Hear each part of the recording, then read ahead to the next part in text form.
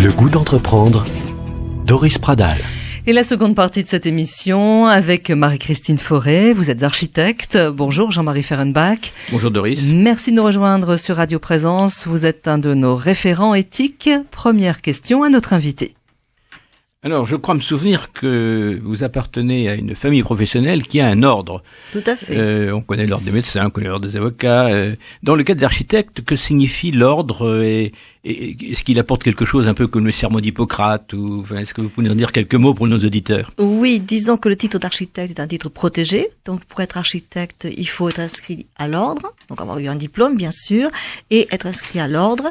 Et l'ordre, donc, est garant d'une déontologie et donc, il protège le tableau lui-même. Il a un rôle très classique, comme tous les ordres. Comme tous les ordres. Jean-Marie. Oui, alors je bascule dans un autre monde, là, celui des clients. Vous avez des clients très variés. Quand on va à vos réalisations, il y a des clients qui sont des petits particuliers, des particuliers plus aisés, il y a des entreprises, il y a des collectivités. Finalement, ces relations clients, elles doivent être assez différentes d'un cas à l'autre. Comment est-ce que ça se passe? Alors, tout est une question de personne, bien sûr. Oui. Ça, c'est déjà essentiel parce que lorsqu'on se retrouve au sein d'une mairie, quand elle est un petit peu importante, bien sûr, il y a plusieurs interlocuteurs. Bon, je fais pas mal de cuisine centrale, tout ça, donc vous allez vous retrouver avec les futurs utilisateurs qui ont leurs habitudes. Vous allez vous retrouver avec les gestionnaires qui vont vous dire, moi j'ai un budget de temps, voilà. Vous allez vous retrouver avec les usagers, par exemple les parents d'élèves. Donc il y a tout un tas de personnes qui vont venir autour d'une table avec qui il va falloir discuter pour faire émerger un projet qui, je dirais, convienne à tout le monde, qui fasse un consensus. Donc ça, c'est dans le cas, bien entendu, d'une collectivité locale. Ensuite, pour le particulier, ça peut être un petit peu la même chose, mais c'est peut-être plus personnalisé parce qu'effectivement, on le connaît plus personnellement, et puis il y a moins de personnes autour. Mais la démarche, pour moi, est très sensiblement la même. Tout est une question beaucoup de confiance, de relationnel avec les uns et les autres. Comme je dis, il faut que les choses soient exprimées dès le départ. Dès le départ, il faut pas avoir de regrets. On en aura toujours. On fait jamais le projet parfait. Heureusement, sinon, ça serait peut-être un peu triste. Je pense qu'il faut dès le départ. Moi, j'essaie de mettre à l'aise, de dire, écoutez, s'il y a quelque chose qui vous va pas, il faut le dire de suite. C'est mieux. Parce qu'il faut pas garder une rancœur parce que j'ai pas osé m'exprimer, parce que j'avais peur, parce qu'il y avait un tel. Non, voilà. Un petit coup de fil, même en aparté, en me disant, écoutez, moi, voilà, j'ai pensé à ça, est-ce que, voilà. Tout ça. Et puis maintenant, on a quand même des moyens, pour communiquer extrêmement faciles. Avec les mails, donc on peut facilement échanger. Vous avez un rôle de conseil, effectivement, primordial, très très important. Vous êtes les garants également, vous, architectes, de toutes les normes de construction européennes. Est-ce qu'elles sont difficiles à mettre en œuvre parfois, toutes ces normes ? Oui, mais on se fait entourer. Donc c'est pour ça que dans un projet un petit peu important, bien sûr, on a des bureaux d'études, on a des bureaux de contrôle, on a quand même des personnes qui sont là pour nous aider à bien connaître toutes les normes, à les faire respecter. Ça, c'est normal, on ne peut pas tout savoir. Alors, on présente, je sais pas, quand on présente une commission de sécurité, un dossier, etc., on va bien entendu faire la base du travail, mais il sera après revu souvent par un bureau de contrôle pour bien le cadrer au niveau des normes en vigueur, parce que les normes quand même changent pas mal. On se tient au courant du mieux que l'on peut, mais on ne connaît pas tout, bien entendu.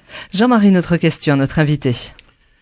Oui, alors, vos clients, ils viennent comment chez vous? C'est par le oui-dire ou c'est vous qui êtes allé les chercher parce qu'il y a un appel d'offres? Bon, c'est une collectivité, mais quand c'est un client particulier, j'imagine que c'est le bouche à oreille qui joue largement, alors non? C'est beaucoup le bouche à oreille. Après, ça peut être tout bêtement, j'ai regardé votre site sur l'ordre des architectes, voilà, j'ai vu qu'à côté de chez moi, vous avez fait ci, vous avez fait ça. Ça peut être de cette manière-là, ça peut être aussi, j'habite le quartier, je passais devant chez vous, je me suis arrêtée, on discute 2 minutes, voilà, j'ai un projet, voilà. Donc, c'est très variable. Le bouche à oreille, effectivement, est très important. Tout à fait. Mais dans le marché public un petit peu aussi, parce qu'on nous demande nos références. Oui. Donc pareillement, je fournis des attestations de maître d'ouvrage satisfait, ça va de soi. Alors si je bascule un peu plus loin, si vous voulez, vous avez l'opportunité aussi de de faire travailler tous ces intervenants du bâtiment. Hein. Oui.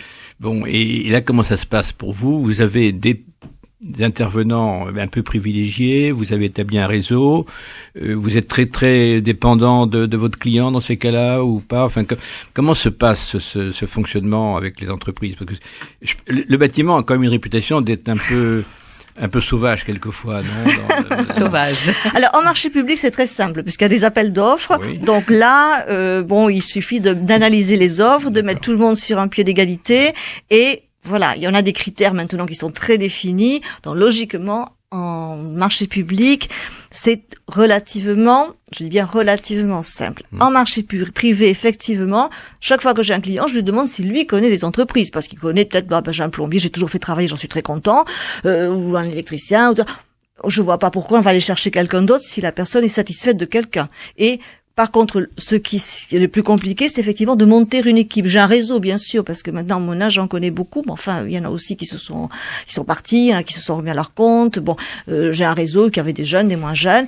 Et je peux proposer et voir une équipe qui va s'entendre sur le chantier, parce que sur le chantier, il faut s'entendre.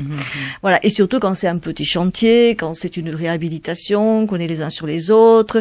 Voilà. Nous, on dirige les travaux, mais on n'est pas des surveillants de travaux. Alors, il y passe beaucoup de temps, mais je veux dire que, il y a un moment où s'il y a un petit problème, on va nous appeler, on va me dire, tel, voilà, c'est pas très chic ce qu'il fait. Là, alors, on va un petit peu arbitrer, on va venir, on va dire, c'est là que le rôle de femme peut-être plus intéressant, et on va dire écoutez, peut-être qu'on peut s'arranger quand même, on est quand même entre adultes, on va essayer d'arriver jusqu'au bout. Il faut recentrer, vous savez, parfois les entreprises, il faut leur redire que au bout c'est un client et que c'est un client qu'il faut satisfaire. Bien sûr. Et parfois des choses simples. Des choses simples, voilà, des choses toutes simples, voilà. Donc je vous dis, au niveau du réseau, on monte chaque fois une nouvelle équipe. Alors, on peut mettre en concurrence, bien sûr, ça va de soi. Généralement, on met en concurrence plusieurs entreprises, si le client le souhaite, ou s'il le souhaite pas, s'il préfère, non, moi c'est un tel et j'en suis content. Bon, voilà. Ensuite, bien sûr, il y a on sent un petit peu aussi si l'entreprise est capable de le faire aussi, parce que c'est une entreprise qui est trop petite pour un chantier trop important.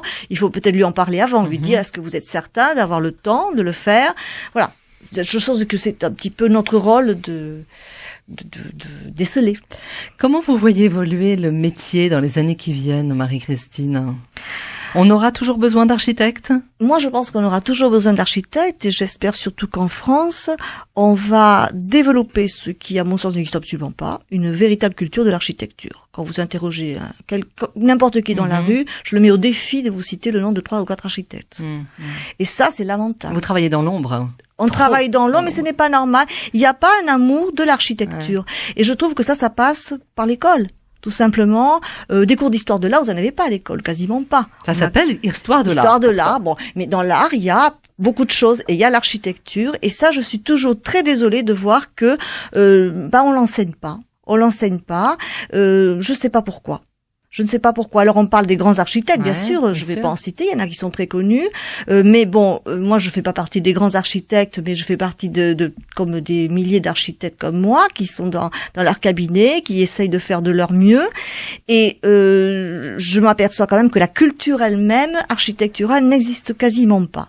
Quasiment pas. Moi, je pense pas que les gens regardent des revues d'architecture. Je ne pense pas que les gens, quand ils voyagent, ils ouvrent les yeux forcément sur l'architecture. Peut-être sur l'architecture ancienne, mais il n'y a pas que l'architecture, il n'y a pas que les musées, il n'y a pas que les châteaux, il n'y a pas que tout ça. Il y a aussi de l'architecture contemporaine qui peut être intéressante dans toutes les villes.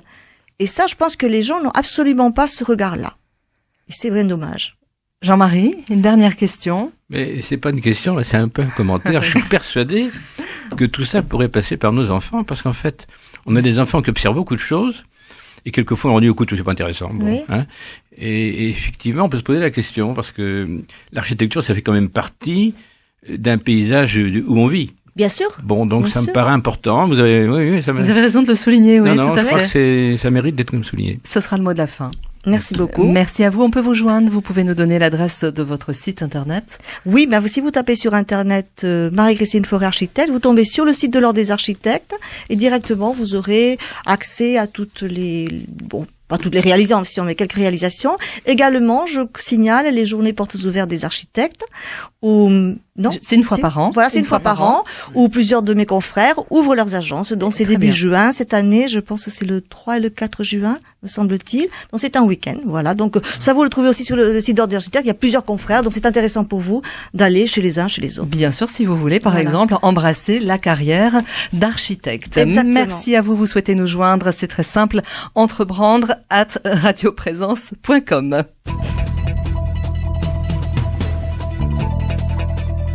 Retrouvez cette émission sur décideurenrégion.fr/midi-pyrénées. Le goût d'entreprendre, une émission en partenariat avec la Caisse d'épargne, la Banque des entreprises et des professionnels de Midi-Pyrénées.